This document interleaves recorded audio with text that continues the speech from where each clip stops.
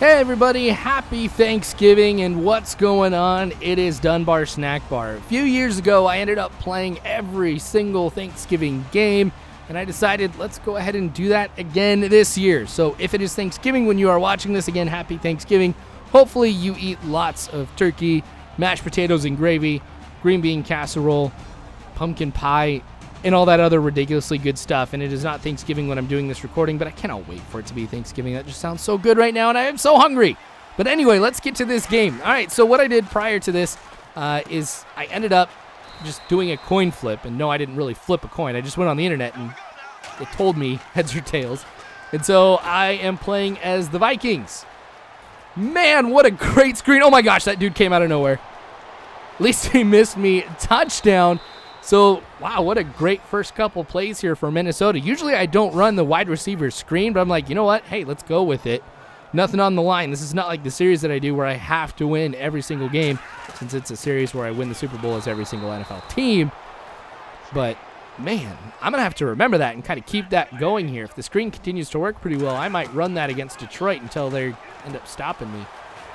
But, so far, we're doing pretty good. 3rd and 2. And the handoff to Riddick, not going anywhere. And so they're going to have to go ahead and punt. Now, I've had a couple incomplete passes here. We're looking at 3rd and 10. Sam Bradford able to connect with his receiver to go ahead and get a big pickup there. Try to see if we can do it again on a good slant. Rudolph with the catch. Obviously not as big of a pickup, but you know what? I'll go ahead and take that. It's really all about just trucking along here. Dang it. Did not get anything on the ground. I wonder if the running game is going to be just as bad for me here as it is all the other times. Oh, I did not see him come in. Dang. All the way from the corner. Nobody touched him. All right, so this is going to make it tough. 3rd and 24. Now rolling off to the right. Throwing deep. Oh, my gosh. Off the deflection. Makes the interception there. Man, that was really tough. Because, like, just even going back this time and looking at it, it could have gone over to the left and still have been all right. But that's okay. I still have the 7-0 lead. And we get the sack. I really thought he was going to end up dropping that one and fumbling it. Because we see that so much in Madden. It seems like the quarterback fumbles more than anybody else. And it happens way more than any other time. Oh, almost got me again with that corner blitz. All right, well, I have to be a lot more conscious of it in here, and that's one of the reasons why you're going to see a lot of slants right here, is just because it's easier to make that quick throw. So McKinnon able to get that first down here on 2nd and 1. To keep this drive going, because that's what we do. Oh, I'm liking what I see on the left. The catch. Not going to make it into the end zone. Tackled just right after making that catch, but that's okay. It sets it up here for 1st and goal at the 9. The screen worked so well for me earlier. Not so much this time. A huge hit, but it's a pickup of 4. So I'll take it right here. Going to look for the slants.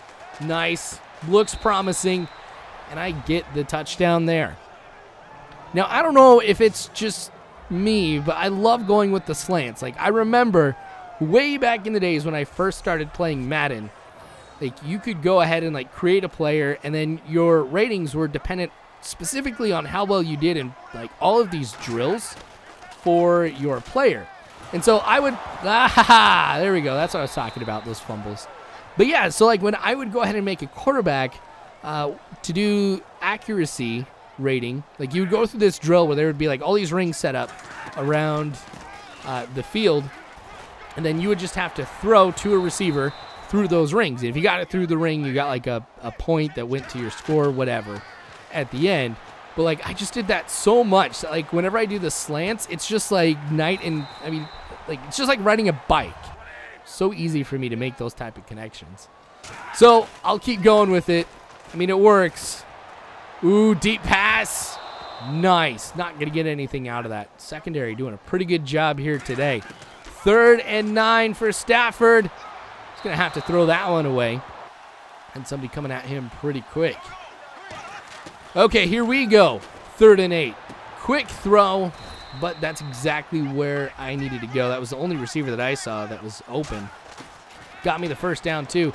to keep that drive going even more. Patterson.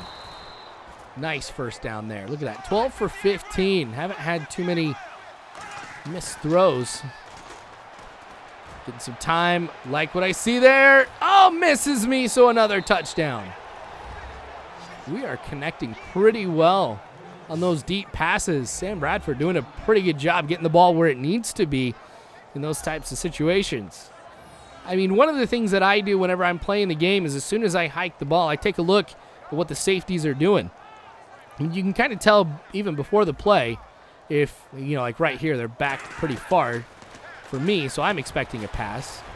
But you can tell pretty quick once the ball is hiked where they're going to be going, and is that going to leave a one-on-one matchup on either the left or right side of the field? If so, I like taking my chances with those one-on-one matchups. Just do a nice lob throw down the field.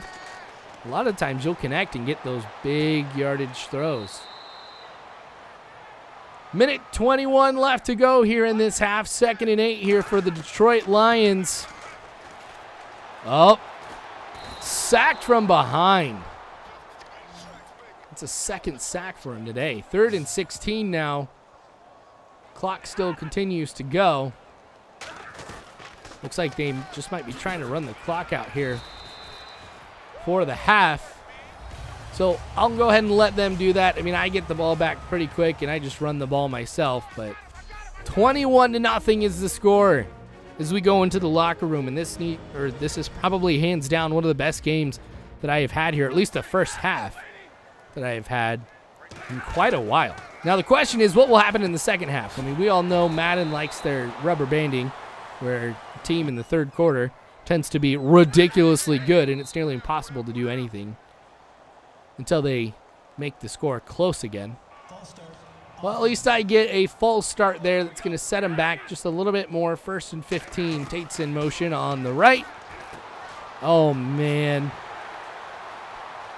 I was set up here, not expecting a pass like that.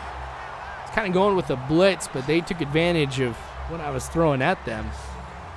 And Detroit's going to go ahead and get that touchdown. No, I'm not going to go ahead and strike that one up to rubber banding here. I was just taking advantage of the play that I ended up calling. Diggs with the catch. They keep going to that left side. 14 for 17 today. Sam Bradford's looking pretty good. Well, at least I get the first down on the ground right here. And now I'm going to see if I get anything along the left side or the middle. Fumble right here, but at least we're able to recover it. Thank you, Berger, for that one. All right, 3rd and 23. Obviously, I'm going to just have to throw deep if I want to go ahead and get that first down. That's going to be swatted away. And so we punt. It looks like Detroit's going to be at their 22-yard line. Nice throw to Jones. So they'll get the first down at the 39-yard line. I'm getting a little worried here because it's only 2 touchdowns that separate these teams. Jones again, great catch. Now Stafford's 9 for 13. You can see I've thrown the ball definitely a lot more than they have. But right now, they're just unstoppable. It's really catch after catch. Little screen right here that ends up working pretty well. Nice hit. We've flattened him. No fumble or anything, though. Now pretty close to the red zone. That sack, though, is going to take them farther away. Be back at the 32-yard line here for 3rd and 10. So right back where they started. All right, play action. Getting some time to throw. That one is going to be caught. And I'm going to just run it back. This could be a pick 6. I'm at the 20-yard line, and dang it. Stafford tackles me like just a few inches short of the end zone.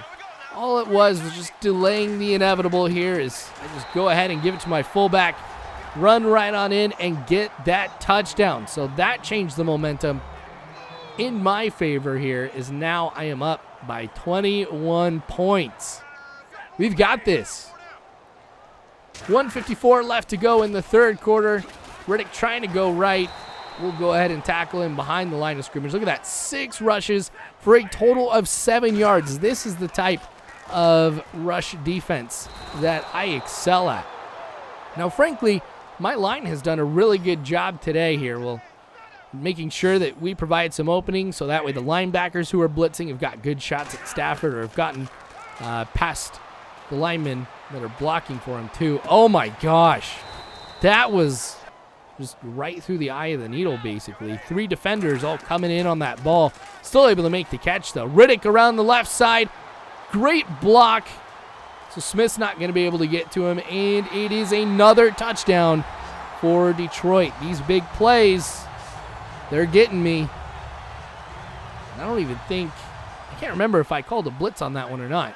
But that's okay. We're at the start of the fourth quarter. It's really just all about trying to run down the clock, so a decent run that should pick me up about 3 yards, as you can see, but 7 rushes for 7 yards. I mean, I was talking about how good my defense is here on the run, but Detroit's doing a really good job here as well. I'm going to have to stick with the pass as much as I can, but a little toss to the outside, not going anywhere, and we'll probably lose a few yards. 3rd and 9. All right, let's look at what we got. Oh, I'm liking this one again. Diggs catches it and will get into the end zone. I'm telling you, once I hiked that one and saw where the safeties were going, my eyes were all on Diggs, seeing if he was able to get past the defender, and he was. And again, Sam Bradford just getting the ball exactly where it needed to be. That was the perfect throw for us. And everything working out here, put some more points on the board, 35-14. This is a high-scoring game for me. All right, that catch through the middle. Clock still continues to go. 3rd and 6. I'm not too worried about the clock here, though. Still up by 21. It's going to be a lot of points for them to kind of get with less than 4 minutes and 30 seconds left to go. Well, now you can see 3:53. Over to the left side, the catch. It's going to go out of bounds, so that will make sure that the clock stops. 3rd and 5 here, though. Off an incomplete pass. Ooh, the deep throw, and another one that we end up deflecting. Okay, 4th and 5. Gotta make sure he doesn't pick it up. Trying to go with the throw. Deep again, and this one, it's going to be caught, but he doesn't keep both feet in. So, I've got the ball here in a pretty good position. 2nd and 11, just sheds the block and able to take me out right away. Still letting the clock run down here, but I'm going to try and go with a pass here since I'm not going to get 15 yards on the ground. And that one, just a little overshot there. All right, I'm going to try and pin him back here within the 5. And that one's going to be blocked, picked up by Carey, and that is going to be a touchdown for Detroit. So an easy 7 points for them, an embarrassing 7 points for the Vikings special teams. But that's okay. All that's left is 2 minutes here. So we should be all right. Now they're going to go with the onside kick. I'm not going to go with anybody myself, just let the computer do all the work. So we're able to go ahead and recover that one, and we'll be at the 42-yard line. 1st and 10, going to go with a run. Not too much there. We're going to go ahead and call timeout. 3rd and 6. I'm going to go with another run here, too. Now they end up using their last timeout. So I'm going to go with a field goal right here. It's going to be a long one. And guess what? This one is blocked, too. Wilson picks it up. And my kicker, Hill, is not going to be able to make that tackle. This is ridiculous. First, a punt gets blocked, and they take it back for 6. And now a field goal gets blocked, and they take it back for 6. All within a couple minutes.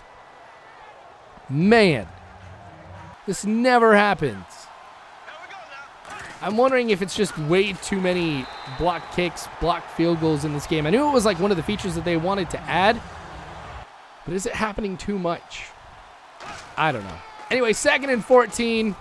I mean, I should be just fine here since they don't have any more timeouts. Should be able to run the clock out here. 3rd and 4. We'll hike it. McKinnon only gets a couple yards, but again, that's going to be enough here as the clock runs out. So that is going to be the end of this one. Man, that was crazy at the end of the game. Never have seen anything like that. Probably never will. The 35-28 score, I don't think really tells the story of how this game went. There's a couple big plays. Well, actually, all of their touchdowns were off of, like, giant plays. So, I don't know. Got to find a way to stop that here for the next game. So make sure you guys check out the next video here, which I think is Cowboys and Redskins. So anyway, thanks for watching, you guys. I sure do appreciate it. Again, more of this to come later on, so make sure you guys subscribe if you've not already. You can follow me on Facebook, Twitter, all that great jazz. But you guys are phenomenal people. You really are. Thank you again for watching. As always, you guys, I hope you have a good one.